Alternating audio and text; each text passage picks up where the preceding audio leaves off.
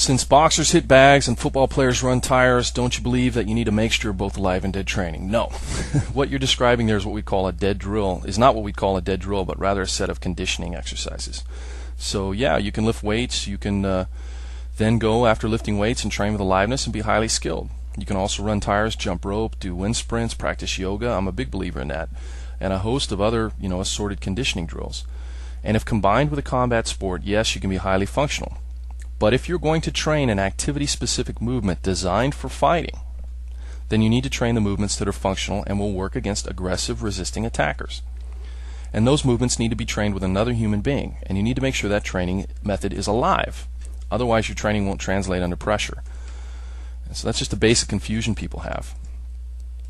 I realize that people lift weights and they run tires and they develop attributes from that. So then what people will ask is, well, why not do sombrata or hubud or kata or two-person form? Doesn't that also develop an attribute? And again, we have to make a distinction. Lifting weights is a conditioning drill. It will enhance your fighting skill because it makes you stronger and it gets you in better shape. It will not teach you how to do an armbar better.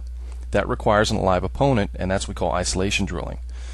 In order to develop functional fighting skill, you have to invest thousands of hours of alive drilling against a resisting opponent, and that's why it's so important to separate conditioning drills from sport-specific training, so athletes don't become confused.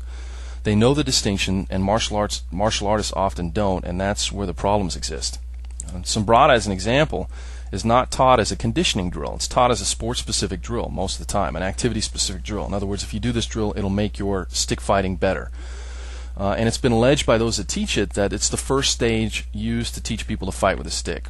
But it's not sport-specific because it doesn't apply directly when you spar. The way an armbar does in Brazilian Jiu-Jitsu, you don't teach an armbar flow drill to enhance attributes, and then when it comes time to spar with the armbar, say, okay, now we have to make a few changes and tweak this in order for the armbar to work.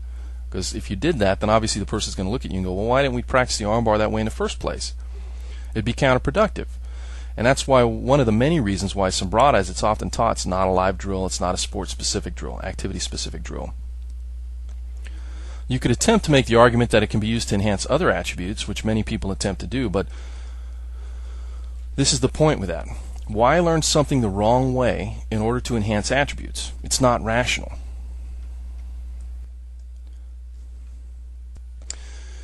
How would you teach someone with zero experience how to stick fight, minus those kind of drills? Okay, that's a good question.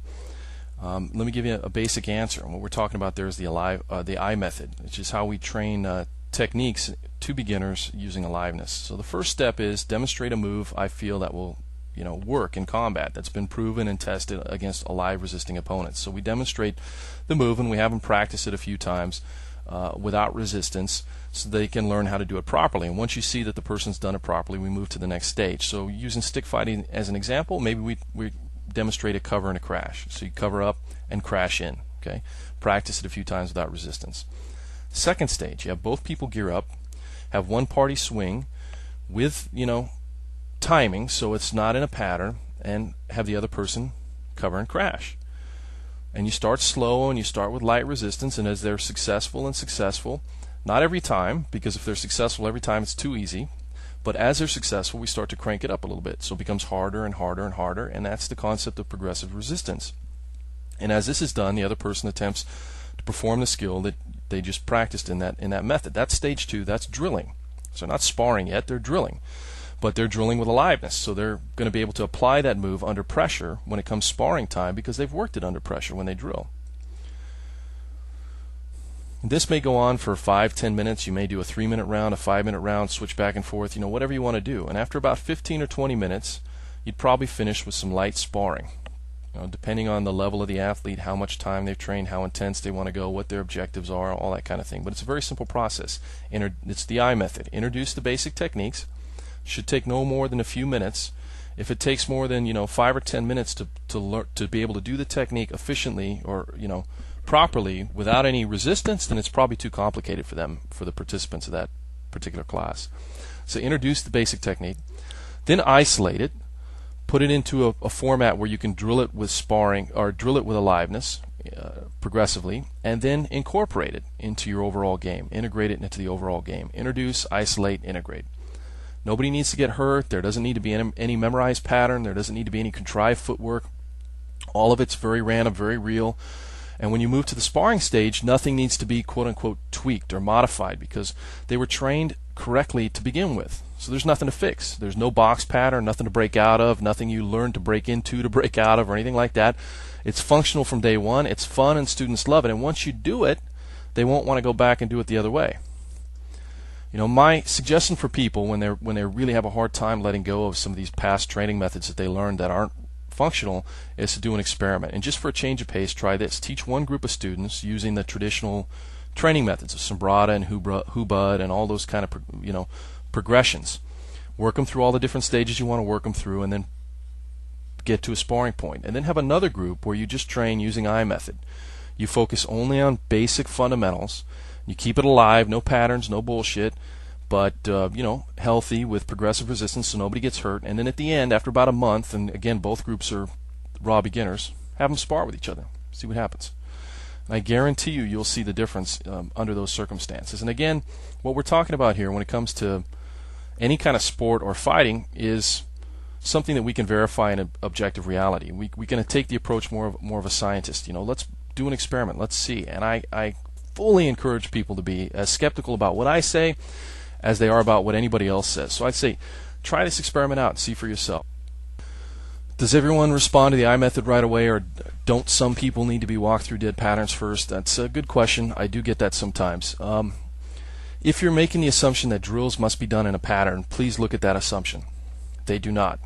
Because they're drilling doesn't mean it has to be in a pattern. Furthermore, you gain very little value from a drill in terms of any attributes that are going to translate against resisting opponents without aliveness beyond just the basic introduction of the movement. When you're operating within a pattern, the only thing that they're really learning is the basic introduction of a movement. To actually drill correctly, there must be an absence of that contrived pattern. There's no reason to start with it. And again, it's just a training method that's kind of born out of ignorance, and it's passed on based on tradition. It's one of those things that we pass on generation to generation without really thinking about it or questioning it. And I think that's why it's been in martial arts so long. What do I mean by contrived pattern? When I'm speaking about a contrived pattern, I'm specifically talking about a two-person form. I do this, you respond with that, I do this, so forth and so on. Sometimes good combinations are linked when we're teaching. But when we drill, we want to work those combinations against a resisting opponent like we do everything else. Otherwise, again, there is no timing, and we're still at the introduction stage of the game.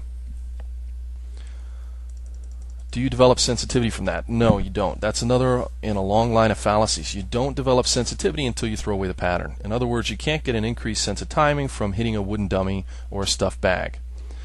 You can get sport-specific repetitions on a heavy bag, as an example, and boxers do that. And that'll help you build stamina and heart and the muscles that propel the tool.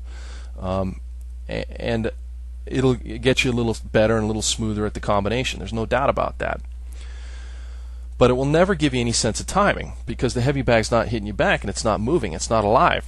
So no matter how great you look hitting focus mitts or how great you look hitting a heavy bag, you're still only reached the introduction stage of the art. In order to apply that combination against a resisting opponent effectively to be a good boxer, you then have to go to the next stage where you're moving against a resisting person.